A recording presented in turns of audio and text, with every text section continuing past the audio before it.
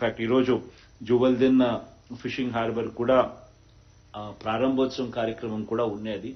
కానీ అది video VC ద్వారా చేస్తే ప్రజలకు అది కనిపించదు, అది అక్కడ జరిగిన డెవలప్మెంట్ ప్రజలకు సరిగ్గా తెలుసుకునే అవకాశం రాదు, దీనివల్ల అవేర్నెస్ అనేది క్రియేట్ కాదు అనే ఉద్దేశంతో పర్సనల్ గా నేనే పోయి అక్కడే ఉండి దాన్ని ఇనాగ్రేట్ చేసే కార్యక్రమం చేస్తే ఏ రకంగా ఫిషింగ్ హార్బర్ డెవలప్ అయింది, ఏ రకంగా ఫిషింగ్ హార్బర్ వల్ల అక్కడ మత్స్యకారుల జీవితాలు ఏ రకంగా మారుతా ఉన్నాయి, మారే అవకాశం ఏ రకంగా వచ్చింది, ఒక్కొక్క ఫిషింగ్ హార్బర్ లో ఎన్నెన్ని బోట్లు అక్కడ వాళ్ళు నిల్వ చేసే పరిస్థితి వాళ్ళకు వస్తుంది, ఆ చుట్టుపక్కల ఇన్ఫ్రాస్ట్రక్చర్ అంతా కూడా కోల్డ్ స్టోరేజెస్ అయితేనేమి అవన్నీ కూడా ఏ రకంగా డెవలప్మెంట్ అయ్యాయి, ఏ రకంగా ఈ మత్స్యకారుల కుటుంబాలకు అందరికీ దీనివల్ల మంచి ఎలా జరుగుతుంది అన్న పబ్లిసిటీ అన్న తెలియాల్సిన విషయాలన్నీ కూడా తెలియకుండా పోతాయి వీడియో కాన్ఫరెన్స్ ద్వారా చేస్తే అని ఆ కార్యక్రమం ఒకటి కొంచెం పోస్ట్పోన్ చేసినాం. అది కూడా ఈ రోజు ఉన్నది,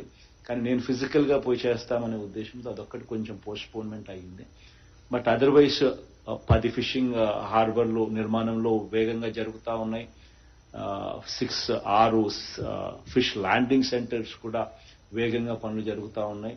4 పోర్ట్లు కూడా పనులు కూడా వేగంగా జరుగుతూ ఉన్నాయి. ఇవన్నీ కూడా రాబోయే రోజుల్లో దాదాపుగా ఈ 4 పోర్ట్లకు పెట్టుబడులు దాదాపుగా 16,000 కోట్ల రూపాయలు, ఫిష్ ల్యాండింగ్ సెంటర్లకు 10 ఫిషింగ్ హార్బర్లకు పెట్టుబడులు దాదాపుగా మరో 4,000 కోట్ల రూపాయలు, ఆ తర్వాత ఫిష్ ల్యాండింగ్ సెంటర్స్ కు మరో 200 కోట్ల రూపాయలు దాదాపుగా దానికి సంబంధించిన పెట్టుబడి. అంటే దాదాపుగా 20,000 పైచిలకు కోట్ల రూపాయలు ఈ సీ కోస్ట్ లో ఇన్ఫ్రాస్ట్రక్చర్ బిల్డింగ్ మీద పెట్టుబడి పెడతా ఉన్నాం.